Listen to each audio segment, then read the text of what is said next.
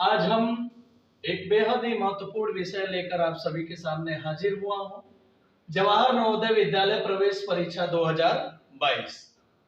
यह परीक्षा कल दिनांक 30/4/2022 दिन शनिवार को आयोजित होगी। यह परीक्षा अमूमन एक साथ पूरे देश में होती है, तो यह परीक्षा कल ही जो डेट है वो निश्चित डेट है। इसमें कोई टीका टिप्पणी वाला कोई मसला ही नहीं है। लेकिन इस परीक्षा के संबंध में कुछ जो इम्पोर्टेंट और महत्वपूर्ण बातें हैं उसको मैं आप सभी के सामने साझा करूंगा। सबसे पहला जो मुद्दा है, जो सबसे महत्वपूर्ण रहेगा कल की परीक्षा में, कि ओएमआर कैसे भरा जाए। ओएमआर के बारे में मैं सबसे पहली बात बता दूं कि जो उत्तर पुस्तिका होती है, जो जिसमें हम ऑप्शन को क्या करते हैं, काले या नीले पेन से रंगते हैं। एक बात और मैं बता दूं कि इस पुस्तिका को, इस पत्रिका को जो है वो सिर्फ और सिर्फ काले और नीले पेन से ही भरना है। पेंसिल, जेल पेन और ये उसके अलावा कोई भी स्याही वाली जो पेन है वो इसमें अलाउ नहीं मानी जाती है। केवल काला और नीला डॉट पेन ही अलाउ होता है। तो सबसे पहले मैं इस बात को बता दूं कि ओएमआर कैसे भरा जाता है। ये लगभग आपका ओएमआर है जो 2 पेज में होगा। ये पहला पन्ना है। इस पहले पन्ने में आप सभी देख पा रहे होंगे, इस पहले पन्ने में एडमिट कार्ड में जो रोल नंबर होगा वही रोल नंबर आपको लिखना होगा इस बॉक्स में। इसके अलावा जो भी चीजें दी गई हैं इधर अगल बगल, ये सब वही जानकारियां दी गई हैं कि क्या आपको कैसे भरना है, कैसे नहीं भरना है, क्या चीजें कहाँ पर कौन से निशान लगाने हैं, कहाँ नहीं लगाने। तो ये सब निर्देश दिया गया है, जिसे मैं सभी छात्रों से अनुरोध करूंगा कि वो कृपया एक बार जरूर इसको पढ़ेंगे। ये आपको काफी मदद करेगी ओएमआर को भरने में। अब इस पन्ने पर एक ही जगह है जहां पर आपको अपना रोल नंबर लिखना है, बाकी अब इस पन्ने को पलट देना है। ये पन्ना जो दूसरा पन्ना है, यही आपका एक महत्वपूर्ण पन्ना है जिसमें सारी चीजें डिटेल के रूप में भरी जाएंगी। पहला जो ये बॉक्स आपको दिखाई दे रहा होगा, ये है रोल नंबर। यानी रोल नंबर आपको जो आपके एडमिट कार्ड में प्रिंट है, 7 अंकों का ये रोल नंबर होता है। इस रोल नंबर को आप बारी बारी बॉक्सों में भरेंगे। जैसे मैं आपको एक उदाहरण के तौर पर बता दे रहा हूँ कि एक बॉक्स है, मान लेता हूँ इस तरह के कई सारे बॉक्स हैं और उसके नीचे गोले बने हुए हैं। गोले भी 9 ठो बने हुए हैं, 9 1 10 गोले बने हुए, ऊपर एक बॉक्स में। अगर यदि आपके एडमिट कार्ड में आपके रोल नंबर का पहला अक्षर मान लिया जाए 2, तो 1 2 3 ऐसा करते करते लगभग ऊपर सबसे देखा जाए तो 0 का गोला है, उसके बाद 1 है, उसके बाद 2 है और 2 के बाद 3 है, और ऐसा करते करते 9 तक गोले बनाए गए। तो ऊपर जो बॉक्स में आप पहला अक्षर लिखेंगे 2, वही आप क्या करेंगे, इस गोले में ढूंढकर 2 कहाँ है उसको पूरी तरह से काला कर देंगे,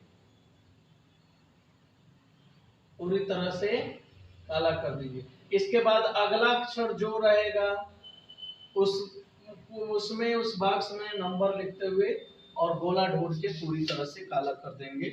यही आपका एक तरीका होता है ओएमआर सीट को भरने का। ठीक है। इसके बाद है टेक्स्ट बुकलेट कोड नंबर, यानी text booklet number. Text booklet number जो आपको ये पेपर मिलेगा, ये पिछले वर्ष का पेपर है, मैं इसको सैंपल के तौर पर लिया हूँ। कोने में आपको नंबर दिखाई दे रहा होगा, यही जो नंबर है यही टेक्स्ट बुकलेट नंबर है, और यही नंबर जो भी आपका पेपर मिला रहेगा उसमें दर्ज होगा, उसी नंबर को आप यहाँ देखेंगे। और टेक्स्ट बुकलेट के बॉक्स में, बॉक्स वाले जो दिए गए हैं उसमें आप नंबर लिख देंगे, और उसके बाद उसके ठीक नीचे जो नंबर आप लिखे हुए हैं वही गोला ढूंढ ढूंढ कर काला कर देंगे।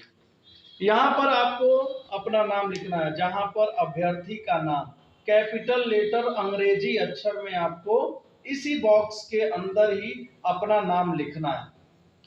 ठीक नीचे आपको अपने पिताजी का नाम लिखना है, ये भी कैपिटल लेटर में होगा। याद रखिएगा, जो एडमिट कार्ड में नाम आपका प्रिंट हुआ है, जो पिताजी का नाम प्रिंट हुआ है, वही आपको लिखना है, इसके अलावा कुछ नहीं लिखना है। इसके बाद जो स्टेट, डिस्ट्रिक्ट, ब्लॉक, सेंटर है, इसमें वैसे लिखा गया है कि signature to be filled by invigilator, यानी परीक्षक के द्वारा भरा जाए। तो यदि आपके परीक्षक भर देते हैं तो बहुत अच्छी बात है, अन्यथा आप अगर ओएमआर भरने के आदी हैं, कुछ प्रैक्टिस किए हैं, तो शायद ये आपको भरने में कोई ज्यादा तकलीफ नहीं होगी, क्योंकि स्टेट, डिस्ट्रिक्ट, ब्लॉक और सेंटर सभी का कोड आपके एडमिट कार्ड में प्रिंट है, उसको आप भर सकते हैं।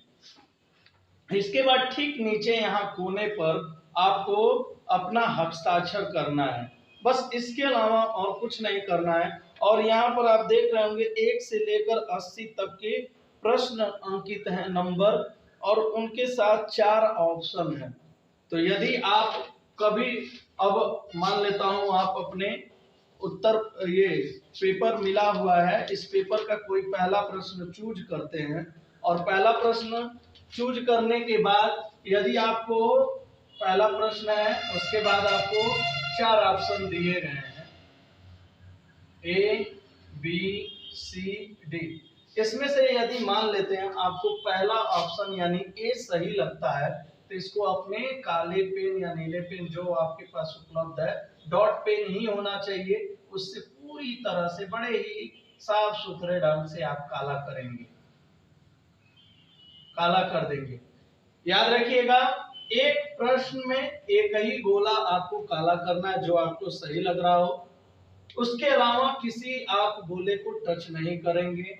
कागज को जो ओएमआर सीट है, इसको मोड़ना, इसको फाड़ना, इसमें रफ करना या कहीं पर भी पेन को चलाना, मार्किंग करना, ये सब मना होता है।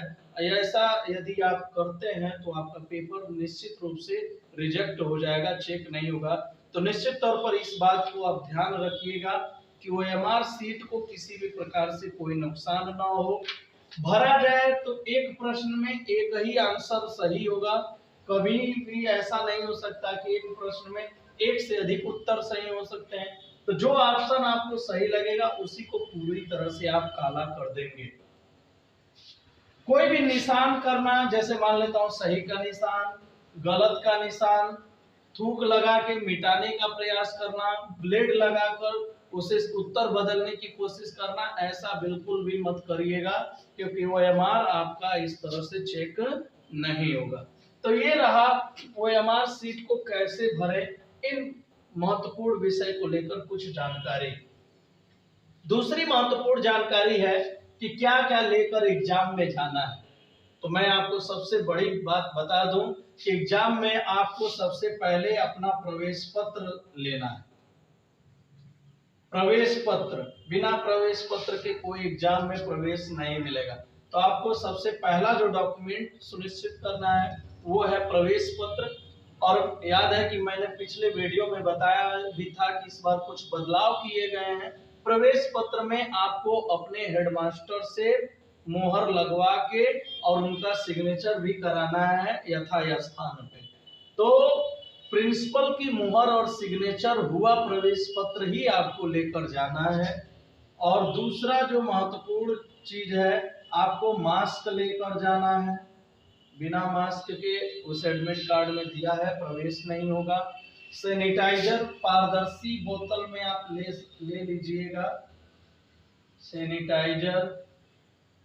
और इसके अलावा बढ़िया डॉट पेन, मैं तो आपसे अनुरोध करूंगा कि काला डॉट पेन बढ़िया, जो ओएमआर भरने के लिए स्पेशल पेन भी आते हैं, वो कम से कम 2 पेन लिया जाए।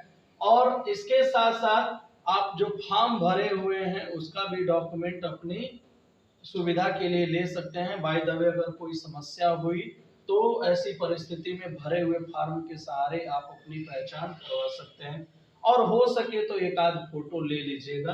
बाय द वे, कभी किसी बच्चे का फोटो नहीं सही आया रहता है तो मांग की जा सकती है। लेकिन प्रवेश पत्र और मास्क ये दोनों बहुत ही ज्यादा इम्पोर्टेंट है, जिसको एग्जाम में आपको लेकर जाना ही जाना है।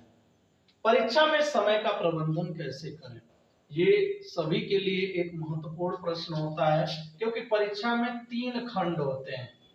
खंड अ रहेगा यानी खंड फर्स्ट, मानसिक योग्यता परीक्षा। यानी पहला खंड है मानसिक योग्यता, दूसरा खंड है अंकगणित परीक्षण, और आपका जो तीसरा खंड है वो है भाषा परीक्षण। यानी पहला जो खंड है वो है मानसिक योग्यता। इसमें मैं आपको बता दूं कि मानसिक योग्यता में चित्रात्मक तरीके से प्रश्न आते हैं, जैसा मैं ये उदाहरण के तौर पर दिखा रहा हूं आपको। मैं आपसे सभी लोगों से अनुरोध करूंगा कि पेपर देने से पहले, कोई भी प्रश्न हल करने से पहले ऊपर जो दिया गया निर्देश है उसे ध्यानपूर्वक पढ़िए और उस पर चिंतन करिए, उसके बाद जाकर कोई उत्तर का चुनाव करिए। इससे आपको ये फायदा होगा कि जो भी आंसर निकलेगा वो गलत नहीं होगा और समय का प्रबंधन भी बेहतर तरीके से हो पाएगा। मानसिक योग्यता के कुल 40 प्रश्न रहते हैं। इसी तरह से गणित के कुल 20 प्रश्न होते हैं और भाषा परीक्षण के भी कुल 20 प्रश्न होते हैं। इसलिए इस प्रकार टोटल 80 प्रश्न रहेंगे। समय रहेगा आपके पास 2 घंटा, यानी समय 2 घंटा। अगर इसको हम मिनट में बदल दें तो 120 मिनट। ये 2 घंटा केवल पेपर हल करने के लिए रहता है। तो इसमें आपको यानी 120 मिनट में 40, 20, 60, 20, 80 प्रश्न करते हैं। यानी अगर आप मैनेजमेंट करके चलते हैं तो आपका प्रश्न 2 घंटे में पूरी तरह से पूरा हो जाएगा। कोई भी प्रश्न ऐसा नहीं लगेगा कि उसके लिए कम समय मिला, क्योंकि यदि मिनट वाइज देखा जाए तो 40 प्रश्न जो मानसिक योग्यता के होते हैं उसे लगभग हम 40 से 45 मिनट में कर लें तो ये ज्यादा बेहतर होगा। क्योंकि इसके बाद, क्योंकि ये ऐसे प्रश्न होते हैं जिसमें अमूमन एक प्रश्न को 1 मिनट में किया जा सकता है, कठिन से कठिन प्रश्नों को। तो यदि हम इस 120 मिनट में 40 से 45 मिनट अगर मानसिक योग्यता को दे दें, इसी प्रकार हिंदी के 20 प्रश्नों में हम 20 मिनट दे दें तो लगभग 60 या 65 मिनट हमारे इन 2 सेक्शनों में खर्च हो जाते हैं। बाकी का जो बचा आपका लगभग 55 मिनट है, वो गणित के लिए अगर आप देते हैं तो कठिन से कठिन प्रश्नों को आप बकायदा हल करके या अपने शिक्षकों के द्वारा या फिर आपको जो बताया गया ट्रिक है उसके माध्यम से करते हैं तो आपके पास गणित के लिए देखा जाए तो भरपूर टाइम होगा।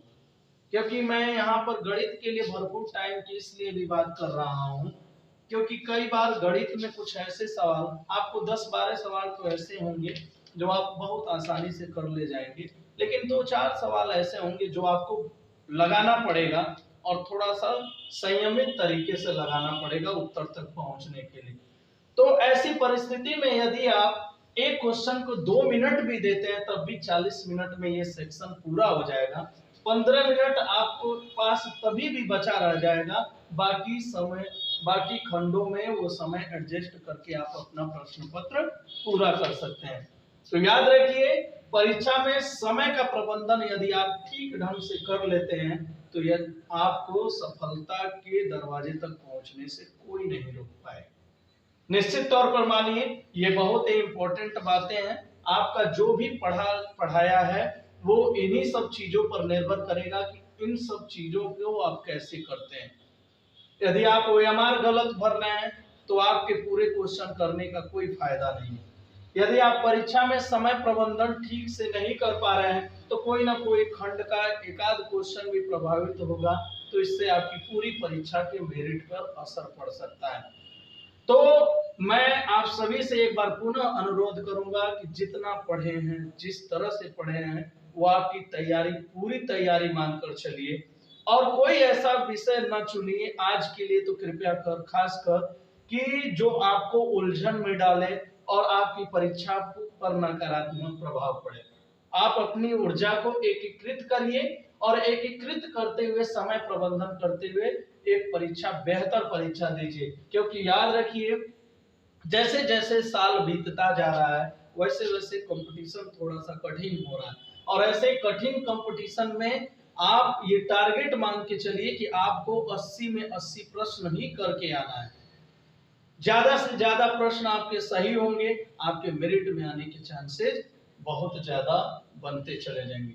तो इन्हीं सब महत्वपूर्ण बातों के साथ मैं अपनी वाणी को विराम देता हूं। धन्यवाद।